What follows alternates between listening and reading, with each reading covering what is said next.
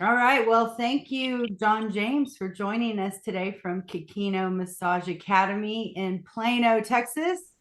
John's school is really close to Handcrafted Therapy, our supply store and training center for CEs. So today we're going to chat a little bit about Kikino as well as the future of massage therapy. Thanks for joining us, John. Thank you. Thank you for having me. You've got some exciting things happening at Kikino, and we want to know all about it.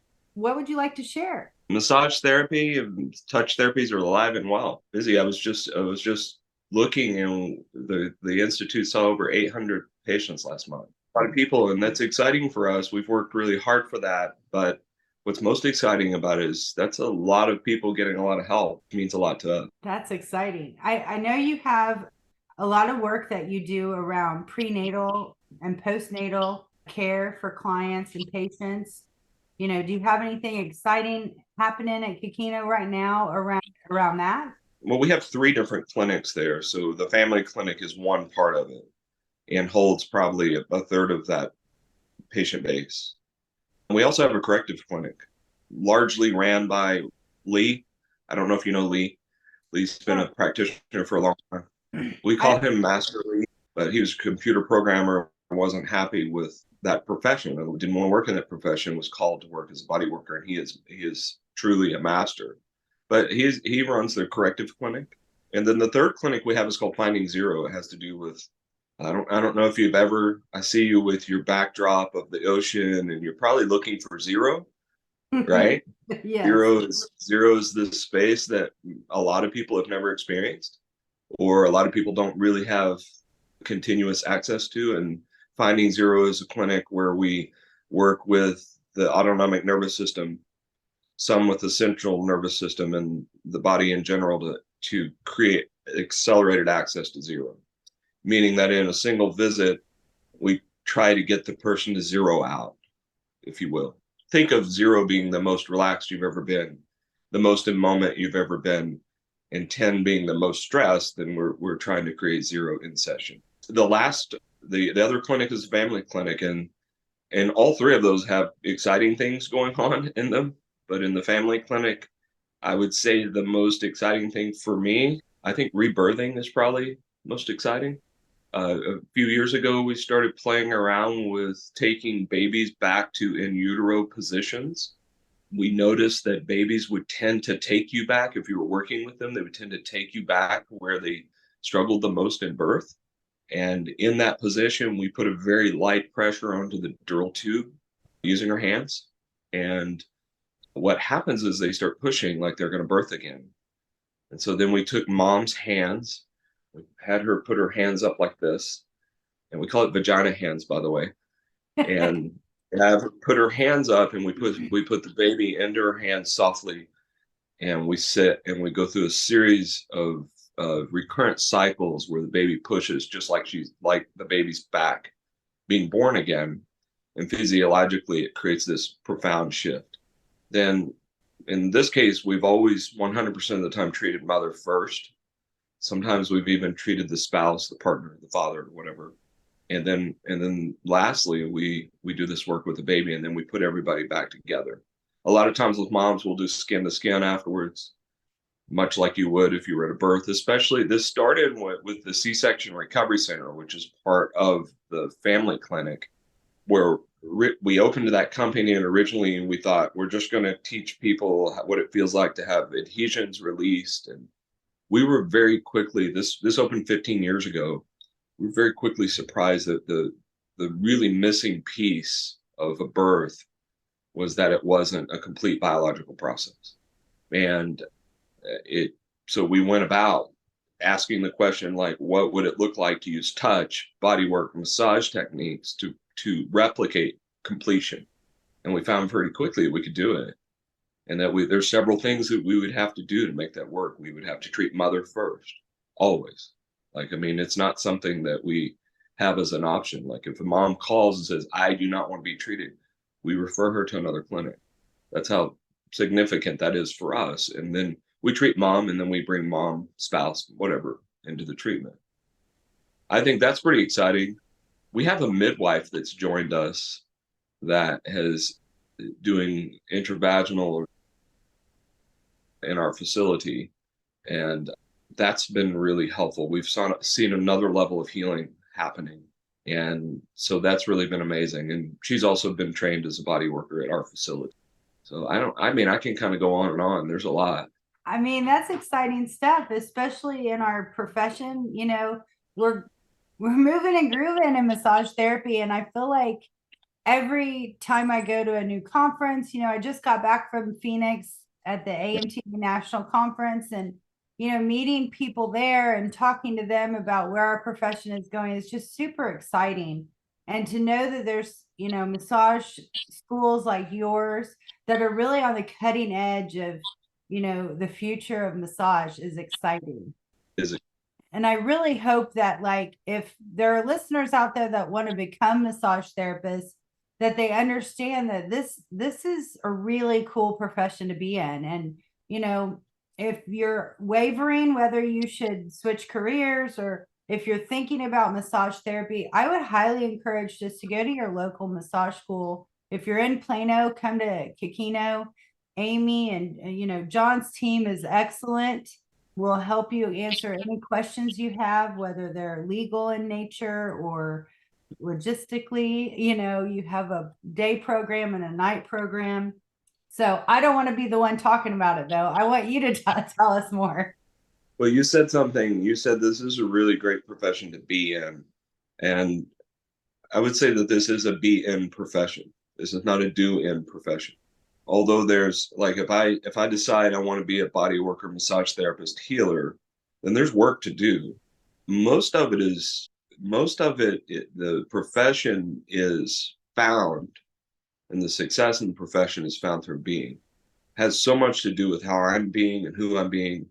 If there's breakdowns in my own personal life, my work, things like that, I have to resolve those, no matter how difficult they are on myself or those around me.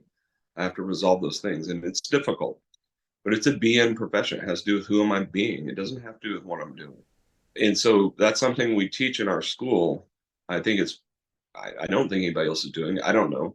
I don't think so though. But in our business class, we designed the class over time while I was teaching it, and eventually saw that those classmates needed an opportunity to heal. And we put that in the business class, not in any other class. And so in our third business class, the group works together. We do a group healing with them using body work. And what that looks like is we look for in the room, like what person in the room seems to be struggling the most. And we put them on a table in front of everybody and we start working with them. Multiple therapists are there, multiple hands. And in from there, other tables start popping up. Like therapists start putting other tables up. We start working on more, and the next thing you know, we have everyone has been worked on, and everybody's been cleared. And we use all of the different ways that all of the different technologies or techniques that we know in our building to do that. And so somato emotional release becomes a pretty significant part of that, which is also a very big aspect of our practice. And so we lost Yeah, my own train of thought. Got so excited. I mean, it's incredible to be a part of your team and watch your classes take those journeys, because I've never personally, I mean, I've been a massage therapist for 17 years, and I've gotten a couple four-handed massages, but I've never received therapy, group massage therapy. Let me be specific. Will you join us next time? Absolutely. I'm looking forward to it. I Absolutely. can, I can follow up after our podcast today and give you some dates, and let's get you there with us. Let's have you join us. Yeah, I would really like that. Definitely. I've seen, how many classes now? Three of your classes, because I'm teaching for John the business marketing classes. It's just incredible to be in front of your students. They're just so wide-eyed and interested, and I mean they're present and involved in the conversation.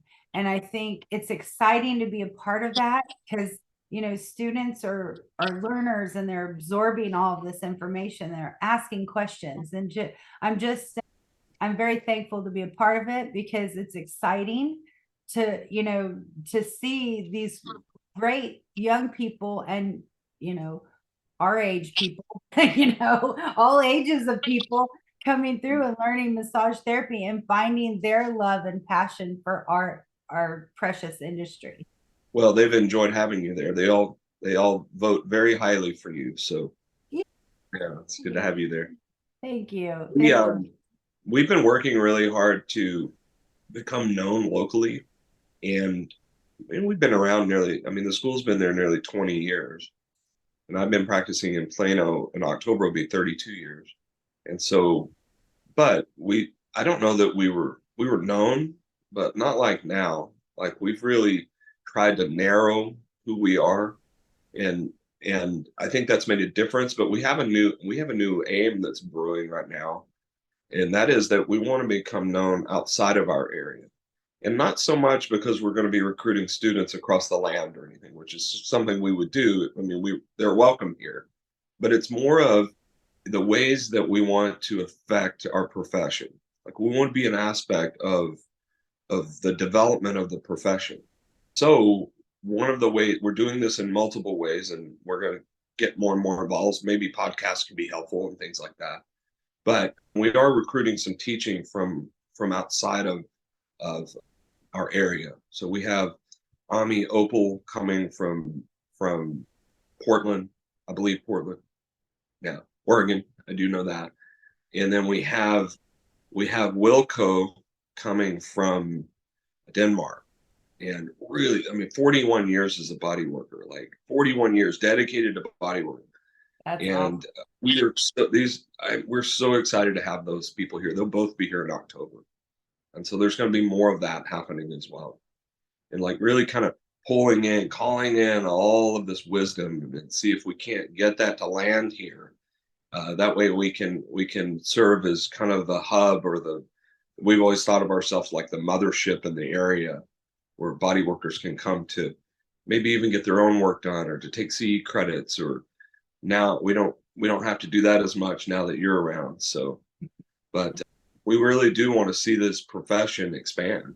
Yeah, I mean, well, there's enough CEs for all of us to host. I mean, for sure. I mean, there's so many modalities out there. And I know you had mentioned we wanted to talk a little bit about the new modalities coming up. Was there anything in particular you had in mind? Well, the work with families was the primary thing. But each of our clinics is, you look at our corrective clinic, I would say the new technique, there's always a new technique getting incorporated. And sometimes there may be techniques actually leaving the practice, like they didn't work, or we found a better way or something. But and I'm speaking for Lee, but in his practice, he started using lymphatic work. And the corrective clinic he does is fairly heavy-handed, but he started doing lymphatic work a few years ago, and it's just fascinating to see how you can incorporate all these different techniques. And the lymphatic work that we work with is typically Chickley's. I don't know if you know the Chickley Institute, but Bruno Chickley is a French osteopath that wrote the modern day textbook on the lymphatic work. Really amazing. And so that technique's been really amazing, and incorporate that into corrective work, and it's made such a difference. But each of the clinics, there's these new techniques.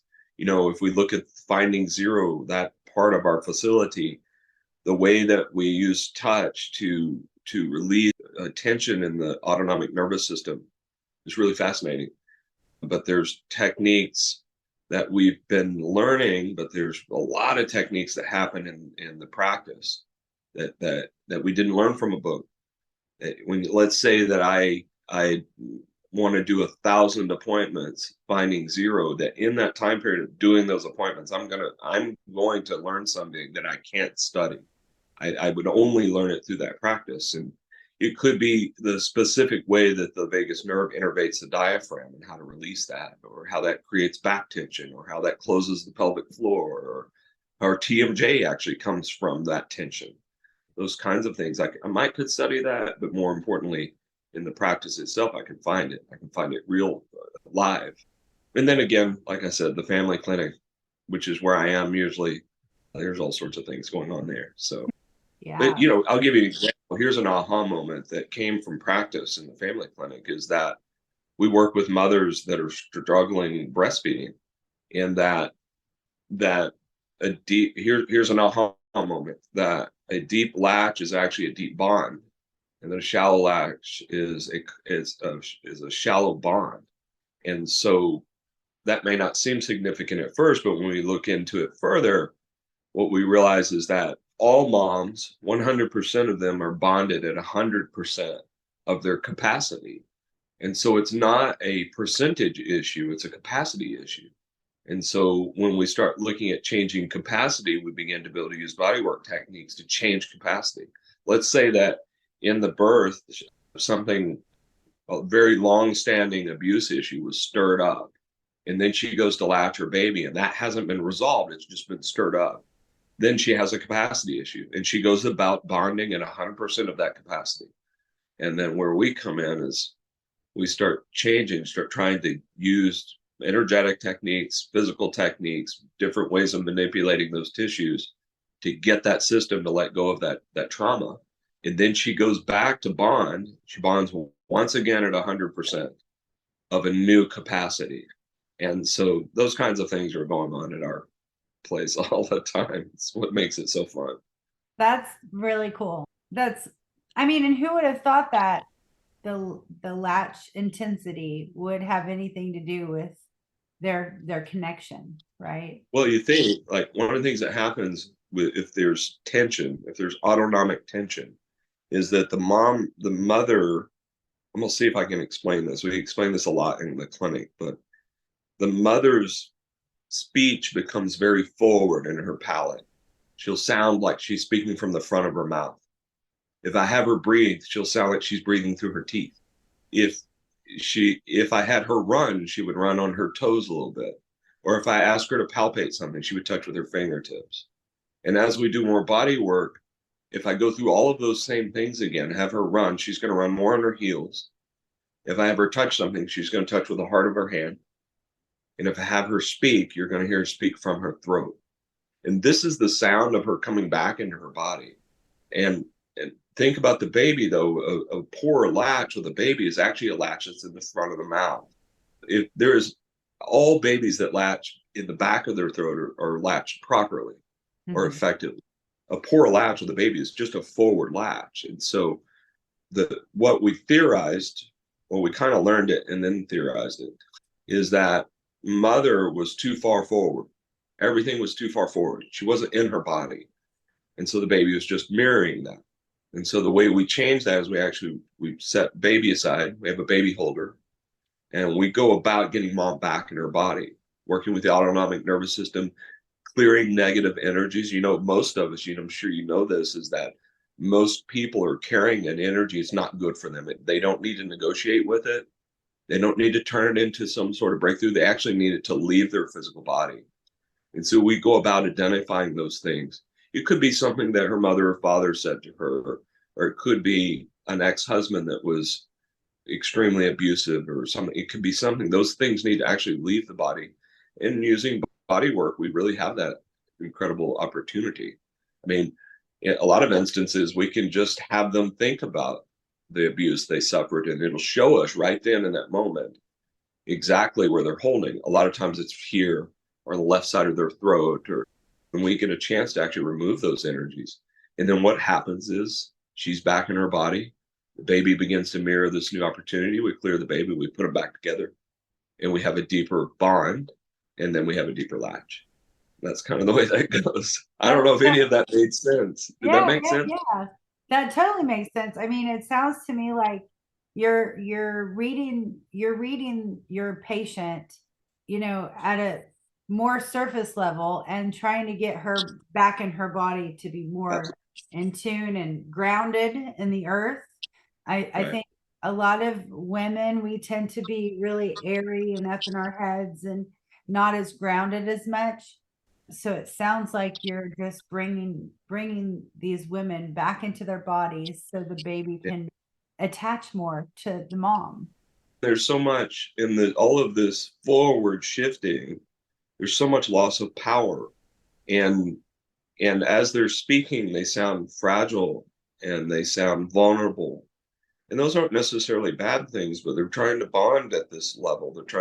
They're let's say that they're wanting a life where they feel more powerful about themselves or they like themselves more. Well, the way physiologically that happens is not forward. It's not, and and forward is also an aspect of autonomic tension. So imagine like if I'm in some sort of emergency, everything kind of shifts forward because I'm needing to be ready to run. It's cliche to say I'm being chased by a tiger, but if you think about it, if I'm being chased by a tiger, everything's forward.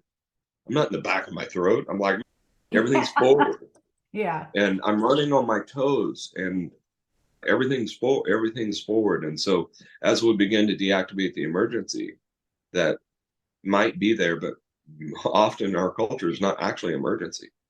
Well, yeah, I mean, we Um, all kind of live in fight or flight, right now. And, yeah, absolutely. you know, And so as we begin to relieve all of that, she begins to come back in her body, and she sounds different, and she sounds more powerful. Beautiful. It's really, and they look at themselves and they look at themselves through a different lens. It's really amazing. awesome. That's awesome. That's incredible. That's the future of massage, though. Yeah. I know that's what I'm totally interrupting you, but that's the future. And there's more. Like, what are the ways? And think about how often when a baby or a young or toddler or child is upset that a mother or father naturally uses touch first. At what point in life do we stop doing that and why? If my little one's upset and I don't know why he's upset, I don't talk to him or diagnose him or get a prescription pad out or run some test on him. I'm like, hey, man, what's going on? Like, I get my hands on him. I start soothing him. Often by the end of the time, he doesn't even remember what's wrong because that's the power of touch. That's what touch does. And so I think we're returning to that. I think there's kind of a touch revolution happening, actually. I do. I think it's like touch revolution. I think that's what we should call it. Like I touch revolution. I mean, I think with the pandemic, it definitely took a turn for the worse when it came to touching. We Yes. all were like, let's not touch anything, we might get sick. Hands off. And prior to that, there was a revolution in the healthcare field, not a revolution, it was not a good thing. It was a setback, I believe, that says don't touch anybody because you might get sued. So we have all of these healthcare professionals not touching patients because they're afraid of lawsuits or a suing mentality, which is very unfortunate because I think there is so much knowledge to be gained by just touching someone. I agree. Here's the thing, maybe our profession can be the profession that continues to hold the ethic of touch. That maybe we don't have to buy into the to what I would call the predominant narrative in the culture. Maybe we can go, I don't care what that narrative is, we decline. Mhm. Maybe that's how people are like, well, when they look back 50 years from now, I would love for them to say it's the massage therapist that didn't accept the narrative, that it's dangerous to touch, or that there's liability there. The fact is around liability is that my liability is exactly the size of how much money I have and how big my insurance policy is. I have no more liability than that. In a good way to prove this is if there's somebody, a massage therapist that has zero money and zero insurance, how often do you think they get sued? Zero times in the history of suing. Yeah. They don't get sued. The fact is the liability that we think is actually there is only there reflective of my value. But if I set things up where a lawsuit can't get to my asset because that's smart, if I've protected myself properly, which isn't expensive to do, I can do that through an LLC. That way, my liability is held at my company, not in my home, and I have insurance, and that's the extent of my liability. And so we should practice. We should put those things in place as body workers. We should have those tools because that's why they're there. And then we should practice ethically, not concerned about liability. And the fact is liability, people don't sue people they like either. That's the medical profession saw this. One of the reasons it became so litigious there is they separated themselves from their patients. People would go, well, I'm suing him. I didn't even see him, or him or her. She did an operation on me. It didn't go very well. I don't like how it went. I'm like, well, did you like the doctor? I never met the doctor. What? I'm like, no wonder he got sued. And I'm not dogging the medical profession. I'm just like, I don't know. Well, our system is flawed. I mean, obviously it's flawed. The patients aren't happy, the doctors aren't happy, the insurance companies aren't happy, the hospitals and facilities aren't happy. Nobody's happy. So our whole medical, but that's a whole different. That's a whole nother thing. Hey, there's some really cool practitioners right now, medical doctors that are stepping into our world, by the way. Let's go with some good news. Yeah. I'm gonna plug one. Dr. Danielle Gamboa in Farmersville, Texas. Still practicing on paper. She was an acupuncturist, medical doctor, osteopath. Oh wow. She will come to our facility to learn techniques from us, and then go back and use them, and refer to us. I love this lady. There's a lot of that going on. Matt Sokol, who's been in Dallas and learning functional medicine. There's like a young guy, like functional medicine, beautiful practice. There's more of this coming.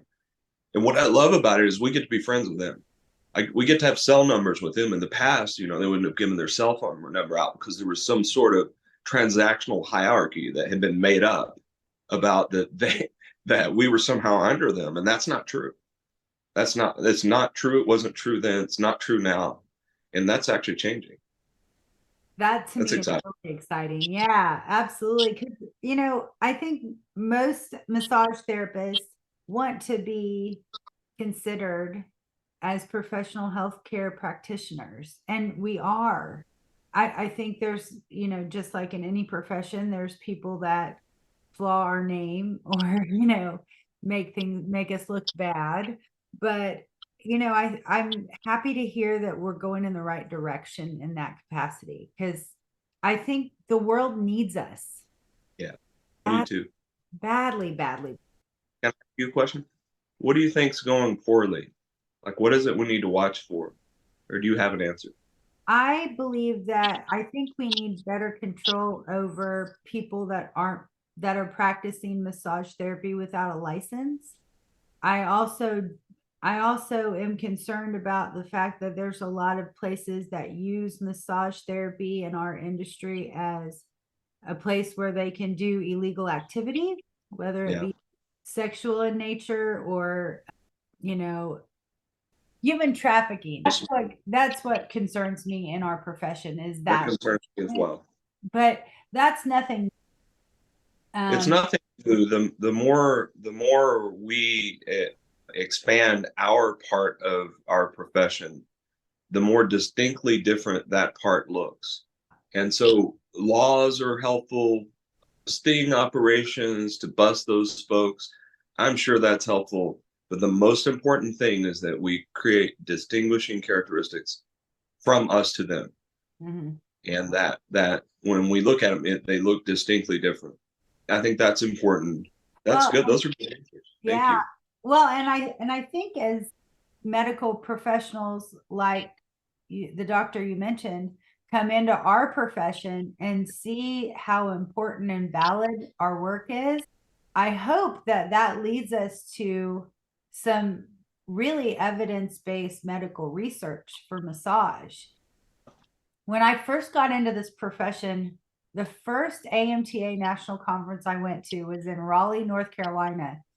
And we took a little detour to go visit Duke University and their research lab there. And they had an anonymous donor that donated lots and lots of money. And they had this beautiful facility where they did massage therapy research, as well as yoga and breathing techniques and meditation. I mean, it was a gorgeous campus. this whole spa was in the middle of Duke University, and they're doing all this medical research on meditation, and they have a walk, a little meditation walk and a rock garden and stuff. And I was just thrilled to see that. As a new practitioner, that just blew my mind. That's cool. Yeah. Yeah, I didn't even know that existed. I'm gonna be looking that up. That's amazing. Yeah, that's been a few years ago, but I've not looked it up since then. But I was pretty impressed by that. So if our listeners are near Duke University, I highly recommend looking into that facility, and let us know if you are in that area and know anything else about that. Leave us a comment. The research being done, or it's probably more has been done regarding the lymphatic system and how it works. And I'm not going to explain what they found out because I haven't read it in a while, and I'm afraid I'll say it completely wrong. But it has to do with how the lymphatic system cleans the brain at night. But what was most telling about the research is in the beginning of the research summary, it noted that the medical professionals doing the research had thought that the human body had been mapped already, meaning that everything that there was to know about it was already known. And and that doesn't really bother me because they were recognizing the fallacy of that. And that the fact is the only true statement I could say is that the body will never be known, that its capacity, or it's even if we were to look from a quantum physics standpoint and how everything's interwoven, we'll never really understand that. We might maybe after we die, maybe there's some sort of magical place, let's hope, where we'll embody that experience of what it's like to be in all of this matrix, if you will. Yeah. But until then, with the human mind, we will never, the only thing we could say is we'll never figure this out. We'll never figure it out completely. It's unknowable. And I like that in body work as well. Like we kind of operate in that world. Research, I can get behind that, but I think we also have to be careful. And we have to be careful like how those things are sponsored, because there's a lot of research regarding medications, but they're often sponsored by the company that owns the medication rights and those kinds of things. So the Duke University thing sounds fantastic, like Yeah. Yeah. really, really just exploring what's the effect of this work. Yeah. And just, yeah. Yeah, like I said, it just blew my mind, and I felt like I was really in the right place when That's I did that. And it just solidified my decision to become a therapist. Because when I started working or started getting into this business, I was concerned that we weren't a professional industry, that it wasn't looked right. at as a real job, that you're just rubbing lotion on people. And I got to tell you, after 17 years of doing this, I'm really happy to say that that's not just what we're doing. I mean, granted, there are some people that do that, but I would say the majority of massage therapists are actually thinking about what they're doing and have some intention behind their work. It's not just rubbing lotion on people. Well, I Yeah. think what you and I are both seeing is that massage therapists, once they start studying and they start the game of becoming a body worker massage therapist, that they start following something. Mhm. They're not just, it's not just what's next for them in their mind. Like they're literally compelled, they're following something. It's a very important part of our industry, is that I didn't years ago go, I wanted to start working with babies. In fact, I thought I don't want to work with babies. And yet I have a commitment to follow. It's a fundamental ethic that I have, is that I'll follow. And as I began to follow, I had to follow it there because it's where it went. And our profession has that. And especially like if you look at someone like you, once you've done maybe 10,000 appointments, which I'm sure you've done, I think so. there was probably some pretty magical following going on at that point. Things you notice, patterns you notice, and although that's not formal research, that is really important information. And so when we go to research, I also hope that we won't lose that, because that's really where the most valuable information. So Yeah, I completely agree. I mean, It's incredible to watch. You know, when I first started working, I worked for somebody else. Most of us come out of the massage school and go, let's work for somebody else for a little bit. Some people go off and do their own thing right away, but I felt like I needed to learn a little more about the business behind massage before I started my own business. So I worked for a couple different places before I went off and started my own thing. And what I was craving when I worked for somebody else was two things. One was that ability to follow somebody's journey. They're my client, right? So follow somebody's journey through their healing path, right? And then the second thing was to call them my client. They are my client. And if I worked for somebody else, I didn't really consider them my person. You know, it was the patient of somebody that I worked for rather than my own. And now that I work for myself, I consider these are my people. They are under my charge.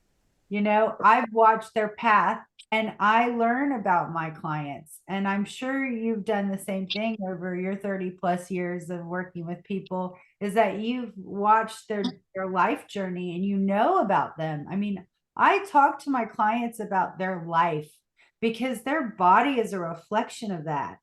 And whatever's going on Yeah. in their journey, it comes out in their body whether they want to tell me or not. You know, Yeah.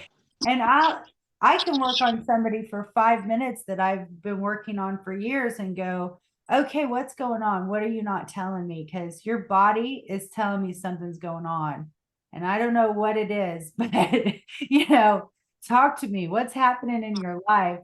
It's I kind of feel like sometimes a fortune teller, you know, when I Yeah. work with the body, I feel like it's an intuitive feeling, and I don't want to brush it off as something like just intuition or woo woo stuff. I actually think there's something behind it, a physical touch that I'm feeling in my Mhm. fingers, because I say I listen with my hands, right? There's something that translates from their body to mine that tells me there's a problem. You Right. know, That's true. I mean, it's really incredible when I'm sure you've experienced this a lot in your career when you find a new massage therapist who has this intuitive feeling with their hands immediately. Yes. I mean, that's Yeah. kind of cool. Well, I think we're going to see more of that. I really do. I think we're going to see more and more of that. And you were mentioning about seeking self-employment because you wanted to have this experience of being your clients. Mhm. We recognize that at the institute, and we've gotten to it's kind of risky. I'll say this, but we've gotten to where we invite our therapists to give their cell phone numbers.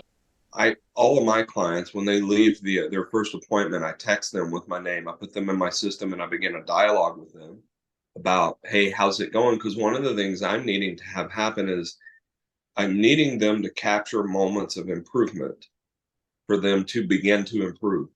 I can ask a person and they will give me an articulate, written, or verbal demonstration of how horrible life is.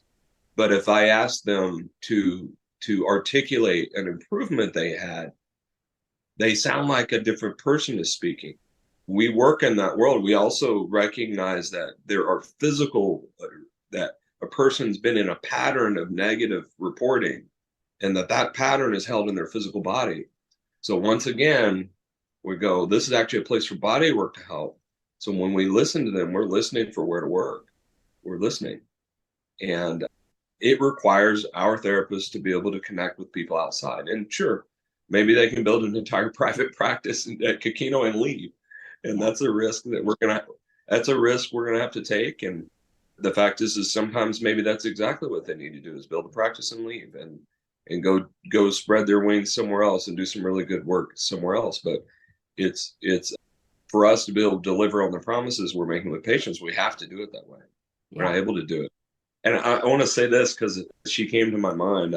In January 20th, which was a Monday of 1992, I treated a lady named Loretta Eller, and she wouldn't mind me saying this, but I see her usually twice a week now.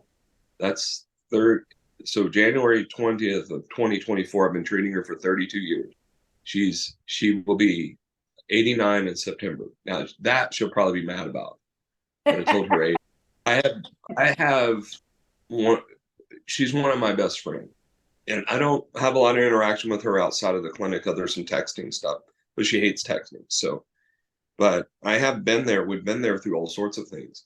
Many years ago, I had a niece that was killed in a car accident. She was there. She was there the day the phone call came in. She was Aw, there. Like I share those kinds of things with her. Like it's yeah. really incredible. It's incredible. And I have made a commitment, and they made a financial arrangement with me years ago to treat her throughout her entire life.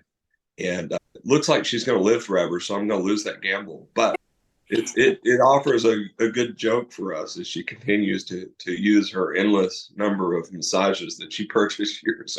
But that is a part of our profession that's really important, and I think the medical profession has that as well. They have general practitioners or internal medicine folks that have spent years with people, and that's important. They've had that right for a long time. But as a body worker, it's amazing. I mean, when I first met her, she was my age. Like she was like maybe a little older than me, 50, late 50s. I mean, seriously, it's incredible to spend that much time. I mean, That's I always joke that I'm going to do her eulogy for her. And there being some sort of joke about that I had seen her with her clothes off more than anyone or something. I probably shouldn't, but she thought it was fun. Anyway, well, but that's the future of massage. That's the future. absolutely. I agree. I think as therapists, we have to have a trust, and as business owners, there's a trust there that we need to have on our therapists and with our clients and with our employees that not all spas have, not all clinics have this trust. A lot of clinics will hide their patient information from their therapists. And I'm really glad to hear that you have this open policy of your therapist being able to have the client's numbers, because I think that shows how much you trust not only your therapist, but you trust your clients. And you've established this really successful business that allows that to happen.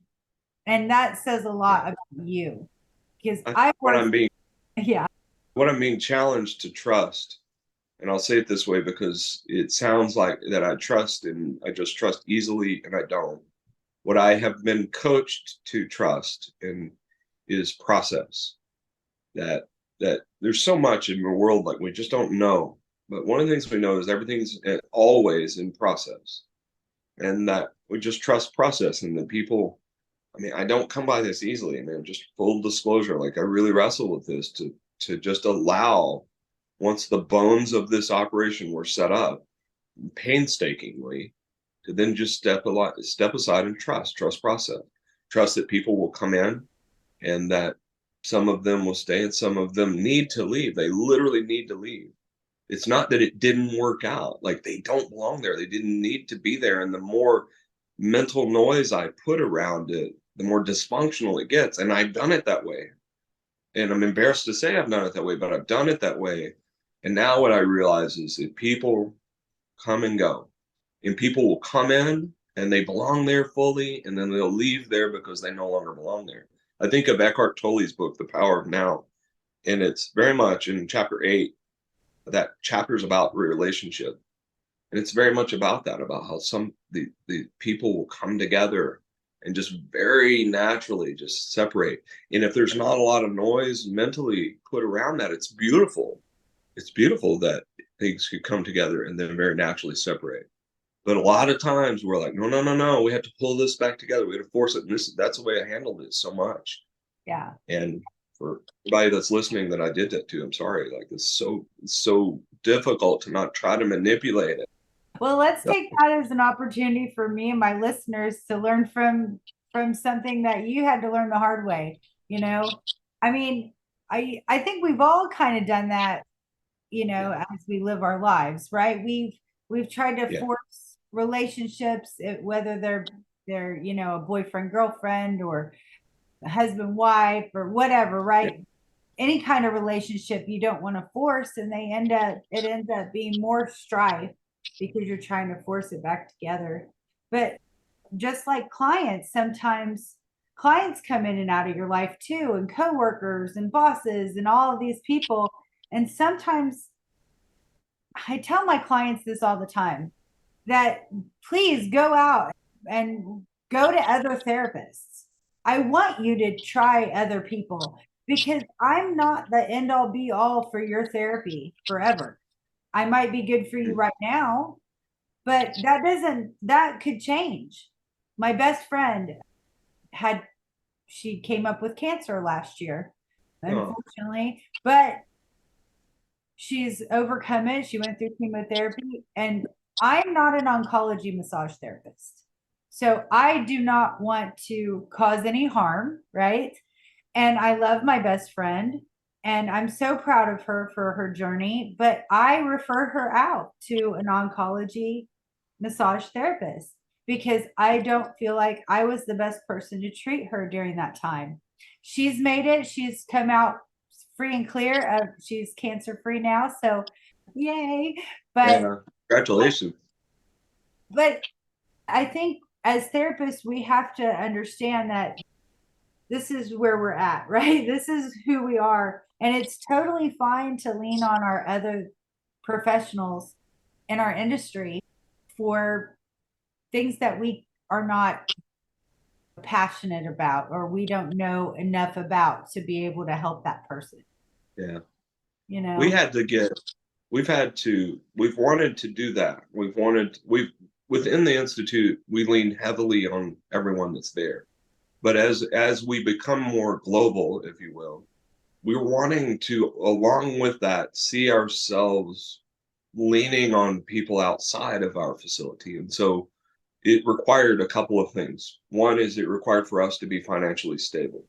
And so that did not come easily at all. Like, and it's been so hard to get financially stable. And then COVID happened, and that was very destabilizing. The good news is that it was also like running a double marathon or something. Like, it was good exercise, it was good training.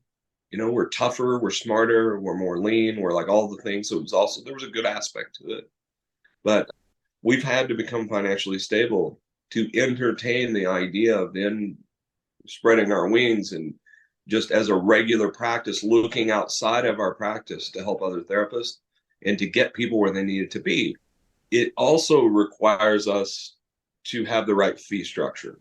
If our master level, so we have students, and then we have extended students, and then we have graduate interns, and then we move to generalist, resident, advanced, and master level therapists. All of those those are all different levels.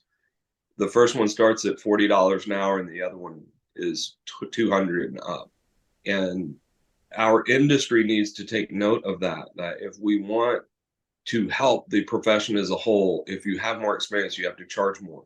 If you're in a rural area, the rules change. Absolutely, it has to be reflective of the community you're in. Otherwise, it's disrespectful. And so I'm not saying park yourself out in the middle of nowhere in East Texas and charge $200 an hour. I am not saying that. You know, what I am saying is that the better you get, the more expensive you get, the more you're going to help our profession. That's really important. So that we can call all these students in that need to be trained, we can get them into the market and we can help them. Because the fact is as the touch revolution develops, I would say that if the 100% is what we're looking for, we're at probably 35. So it's developed about 35%. I think in the next year, about 50% of the movement will have done. And once it really hits, we don't have enough massage therapists. We don't. There's not going to be enough. Because if you look at the population numbers, and if we were to just assume 40 or 45% of them have some sort of regular contact with a body worker, we're way underpopulated in our profession. And that's the future of massage therapy. That's where we're headed. And you can look at the numbers. Now, are we making it up and speculating? Yes, absolutely. But we've been speculating where this is going to go for years, and we're usually right.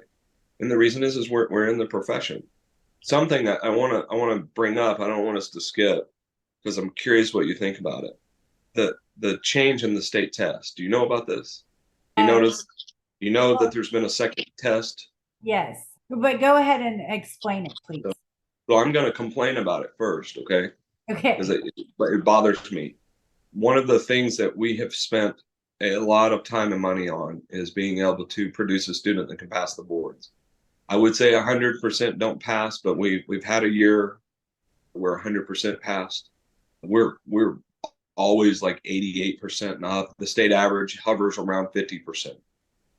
I for the state, for those of you who don't know, the state produced a second test, an easier test by a lot, and just to make sure that they didn't create any obstacle, they made it cheap. And so we can't make our students not take that test, but we request of all of our students to take the primary test first. And up until just recently, we were 100% pass rate this year. And by the way, I don't have a problem with students that fail. I do not have a problem with that. I like it when they come back and we work together and then they take it a second time and pass. But now we have this out. We have this out, and it really bothers me. Here's why. If our pass rate is as high as it is, it pretty much guarantees that we're one of the 5 highest in the state, maybe even nationwide. Why haven't they contacted us? Why can't we why would you, rather than diminishing the requirement, why wouldn't we increase the requirement so that the boards can be passed? It's a at the board level for our state. And I don't have the time to go be involved with the board, nor am I necessarily qualified, but I'm aggravated enough to figure out how to get there, or to get people there that would have never let that happen. Like, why aren't we interviewing states? Like, what if we were to offer a what do you call it when someone has a learning disability and they have someone that comes in and reads the test to them? Oh, Like, what yeah. if we were to offer other options rather than changing the test to be very simple? I mean, there's so many different ways we could have gone with this. What if we had online? I mean, there's just so much more. Massage therapy should probably be more like 750 hours, maybe 1,000. It should be required that there's 100 hours of practice, not 50 hours. That's not enough. You can ask anyone that did the 100-hour program, how much did you change in the second 50 hours? And they can't even explain it. It was so much. There should be more. We are so crammed in the 500 hours. We can't add anything. We have so much crammed in there just to get them to pass the boards. And the things that we do to our students, sounds cruel. The things that we do to our students to get them ready for the test, or it's not really head knowledge, it's critical thinking skills. And guess what? Critical thinking skills takes time. It takes time to do that. And the fact that we've got so little time to work with, we're working with it and we're doing well.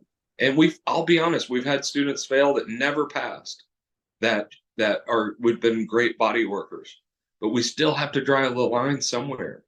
And making an easier test, it's a failure in our system. I'm probably going to get all sorts of negative emails today. Well, I mean, I think you've made some valid points. I mean, as a massage academy owner, I mean, it's obviously critical to your business. This, this whole idea. I agree with you. I think it's devaluing our license when you do something like that, for sure. It devalues us as healthcare professionals when you make a test a lot easier. Frankly, it just encourages bad behavior, when you lower the standard. I mean, it's kind of similar to what we talk about in schools where, you have these gifted students and they're doing very well. And then there's these students that aren't doing as well and need some extra care and attention. And, all of a sudden these gifted students are bored and sitting in the corner on their phones or whatever because the instructor's taking all the time with the students that need more time. So do you up your curriculum or do you lower your curriculum based on what's going on in your classroom? I don't know. I don't know the answer to that, but I can understand your. There's so many possibilities. One is that we could do I have no idea what I'm talking about, by the way. So we could do a test that's live. You can offer a live option. It would be an expensive option so that you could afford to do it. So there could be other ways around it. I am not a traditional learning person at all. Like trade school is really important for me. College was hard. Our reading comprehension is really high. My reading speed is really low. Like I really struggle in those areas. So school in general has been difficult for me. So giving other avenues. Think about midwives, that you could be a nurse midwife or you could be a student midwife. So I could become a student. I would still have to pass the boards, but there could be different ways to learn. We could honor the diversity that is there without diminishing the requirement. Failure, absolutely. So you and we're going to be board members. Let's do it. But I got to get my business financially stable like yours right now. I mean, we've only been open 3 months, and oh boy, it's a struggle. You How know, can we help? you guys are already helping me, but we can talk a little more about it after this podcast is Well, over. how can everyone help since you're live here? Like, Yeah. just How can everyone everyone needs help? to show up and buy something, right? Yeah, I mean, we're having some trouble. Some of the classes aren't taking. And we're new. We're still getting the word out there that we're so, if people can come into the store, that's great. If they can't come in, they can go on our website and maybe check out what we've got and order something, give us a try and see if you like our products. Where And do you make your money? Where is your money primarily made in CE credits? so we have three sources of income. We have our retail products, our training, our Cs, and then we have rental rooms that we not only do I rent out the massage rooms, but I also rent out the training center. So like we're getting Okay, ready to perfect. ramp up to try to promote our training center as a space for your holiday party because we're getting into that season pretty soon. So I'm hoping small businesses would come and celebrate their holidays at our facility. So yeah, those are our three sources of income are the rentals, the retail, and the training center. I think training is going to be the one that brings in the most money, Yeah, actually. yeah. And I'm working with some pretty big companies right now to come in for next year. I've talked to the anatomy trains people. I've been working with Upledger and James Wislowski and some of these big name companies that are out there, and I'm hoping to bring them into our facility.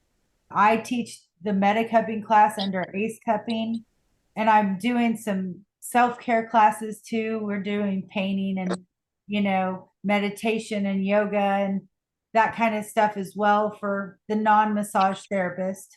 But thanks for asking that question. How many massage tables can you have in your training facility? It's about 1,000 square feet, a little more than that. So I would say about 12, 10 to 12. 10's real comfortable. If you want to 10 tables? yeah, 10 tables. If you want to So, pack so the house, yeah, 20 students. That's a pretty packed house. If you want to really pack it in, you can put 12 tables.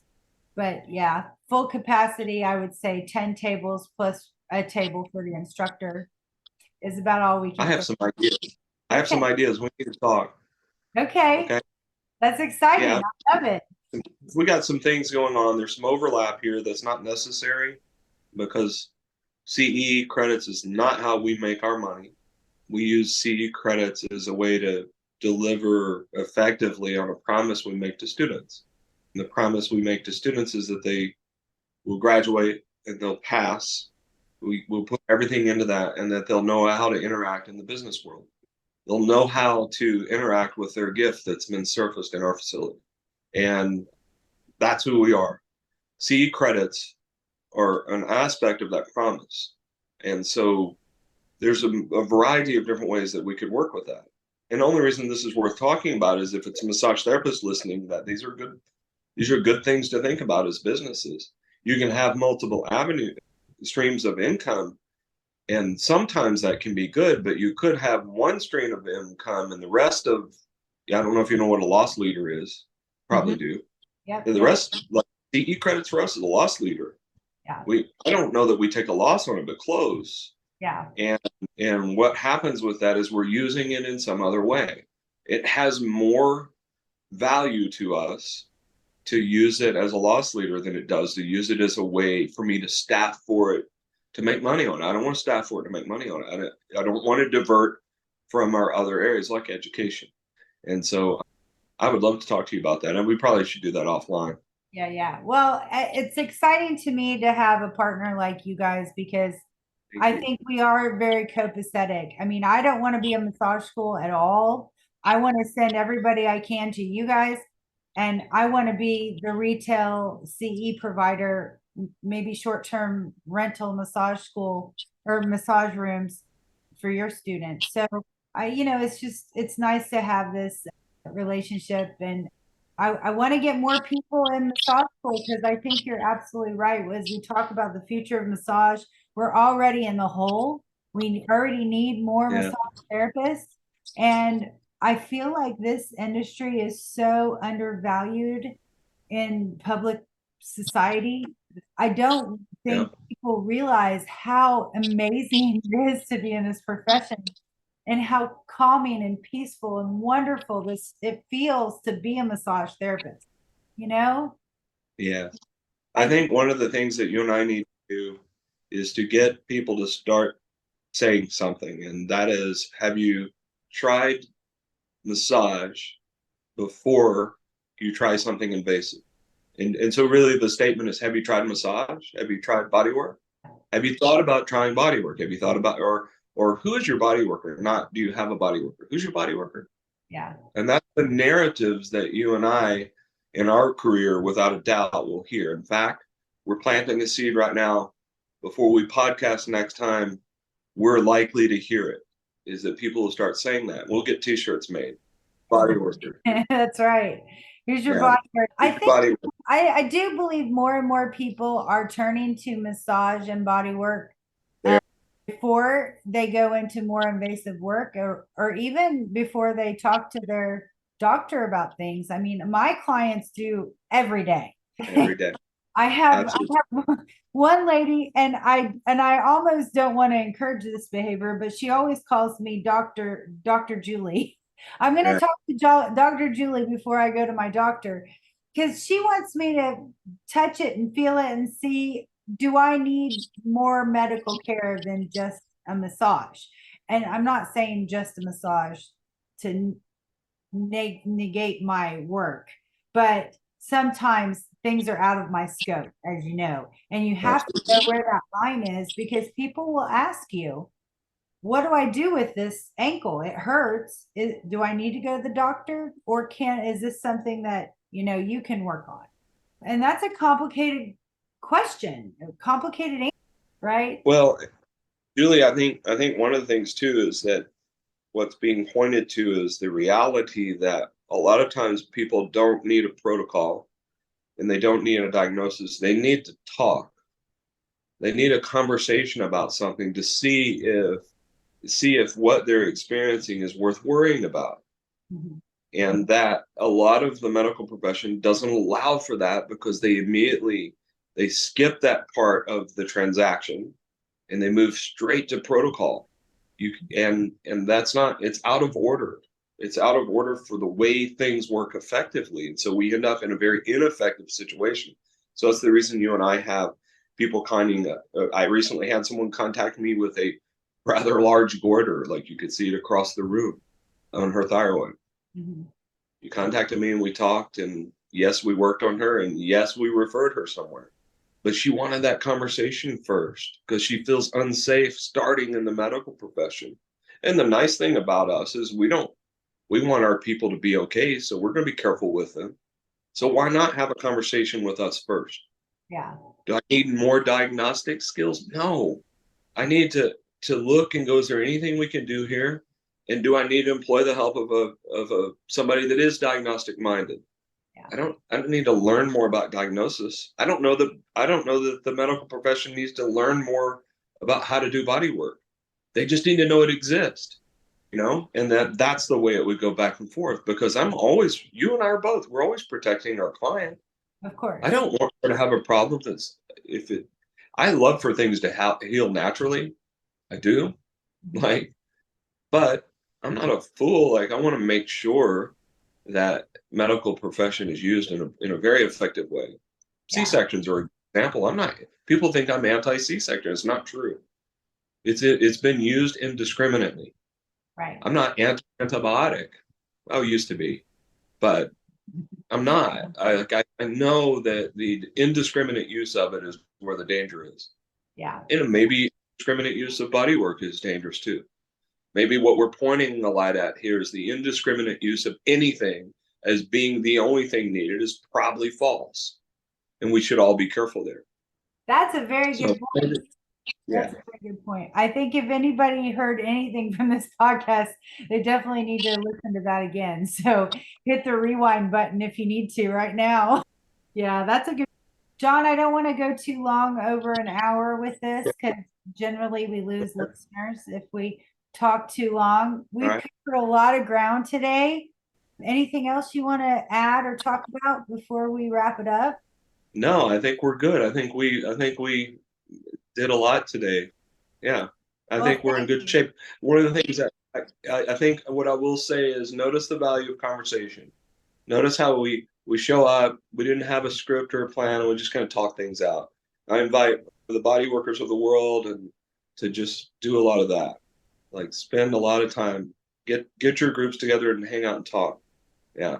Yeah, that's a really good point. We're hosting the first AMTA Dallas region event September 7th at 9 a.m. at my retail store and training center. And, whether it's the AMTA or ABMP or any of our professional organizations, or even if it's just a small little meetup group for massage therapists, I want to reiterate John's statement and get together with other therapists and talk about what you're going through, whether it's business challenges or if you're having some questions about how to treat something or somebody on your, we're in this profession together and we can help each other out. And I think it's invaluable to find good networking groups of massage therapists out there. So yeah, let's rock and roll. Thank you. Of course. Thank you, John. Yes, thank you.